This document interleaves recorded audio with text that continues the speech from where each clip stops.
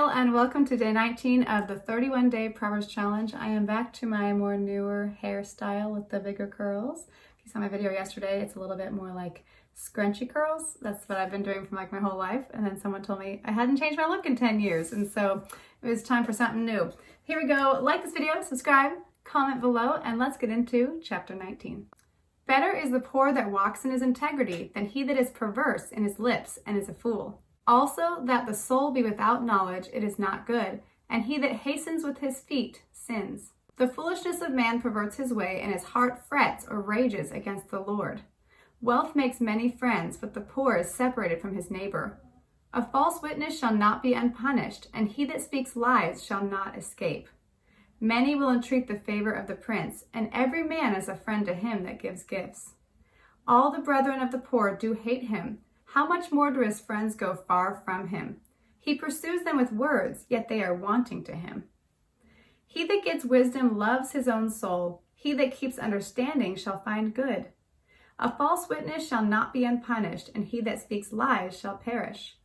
Delight is not seemly for a fool, much less for a servant to have rule over princes. The discretion of a man defers his anger, and it is his glory to pass over a transgression. The king's wrath is as the roaring of a lion, but his favor is as dew upon the grass.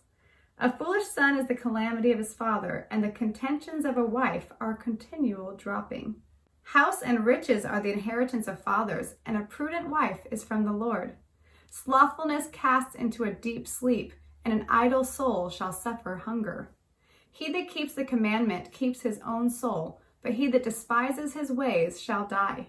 He that has pity upon the poor lends to the Lord, and that which he has given will he pay him again. Chasten your son while there is hope, and let not your soul spare for his crying.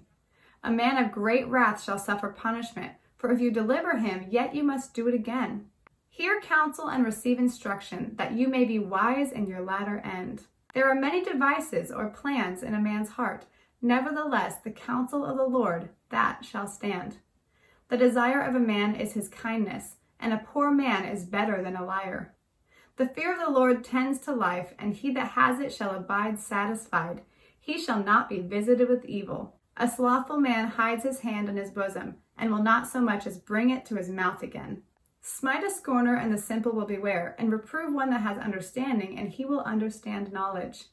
He that wastes his father and chases away his mother is a son that causes shame and brings reproach. Cease, my son, to hear the instruction that causes to err from the words of knowledge. An ungodly witness scorns judgment, and the mouth of the wicked devours iniquity.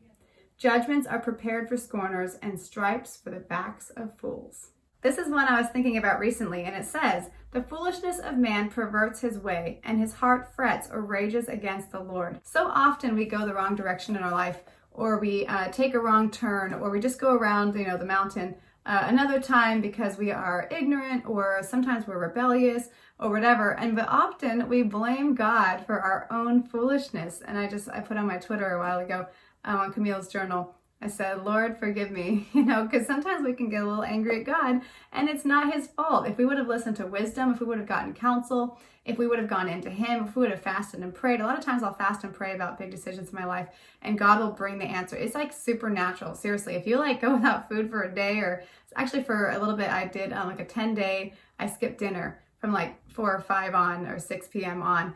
And God gave me my answer. Another time I fasted for 1 day, and I literally forgot what I was fasting about. And then my dad said, Camille, I feel like this is what God's saying for you. And he prayed for me. And I was like, oh my gosh, I'm literally fasting about that, Dad. And I hadn't even told him. When you seek the Lord, he does give answers. If you seek actually for his will, it's happened so many times for me.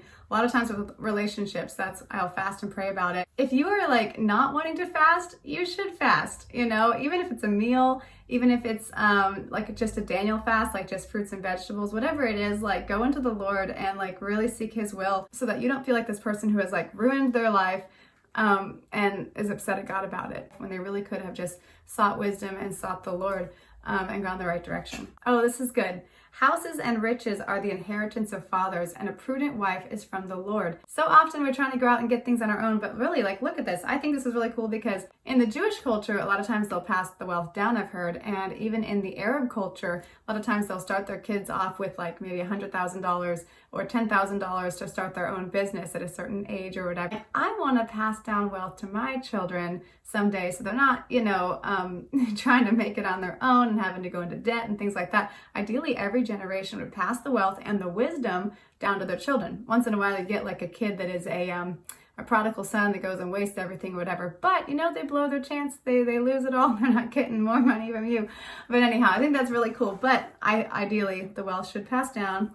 And a prudent wife is from the Lord. So really, all of us, a lot of us single people, we are wanting God's best for our life, but we just need to keep seeking Him for God's best and not trying to go out and get things on our own, because like they say, sin is taking because you don't think God is going to give. If you trust the Lord, you can trust Him with your love life. You can trust Him with your career path in your life, your jobs. You can trust Him whenever doors close. You can trust Him when He says no.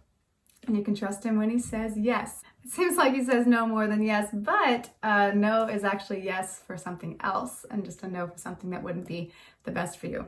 He that has pity upon the poor lends to the Lord, and that which He has given will He pay him again.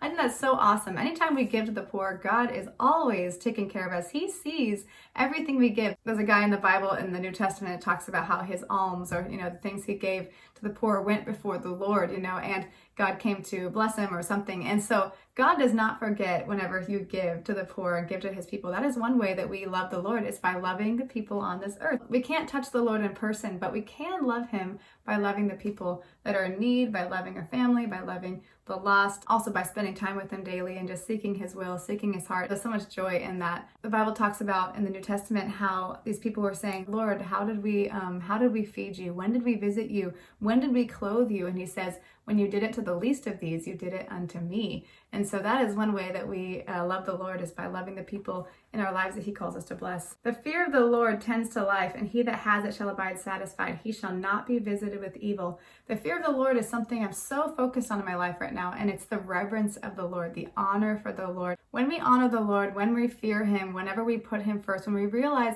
how real He is, how much He is rewarding, how much also He is reproving people, we get this special reverence for Him, but also this intense love for Him. And as you fear the Lord more, you grow to love the Lord more. Sometimes like that teacher that is a little bit strict, but everyone respects them so much and then they end up loving them. That's so much like it is with God. A teacher that lets you walk all over them, people end up not respecting them either. So God is a just God. God is a merciful God. God is a loving God. He's a friend, but He's also a judge, and He's there to make sure that we get into heaven. And so if God is reproving you, He wants you to not go down the wayward path of life that will lead you away from Him and will ultimately lead you to hell. So don't go to hell, go to heaven. Trust in Jesus. Put your all into Him. Serve Him with your heart, soul, mind, and strength. Love Him first above everything in your life, and your life will start taking a 180, and you're going to start having just intimacy with the Lord that people around you know nothing about. They don't understand where your joy and your peace is coming from, how you can love your enemies, how you can have joy in hard situations when normally people would just be crumbling. So thank you guys for watching this video. Like, subscribe, comment below, and I will see you tomorrow for day 20. God bless you.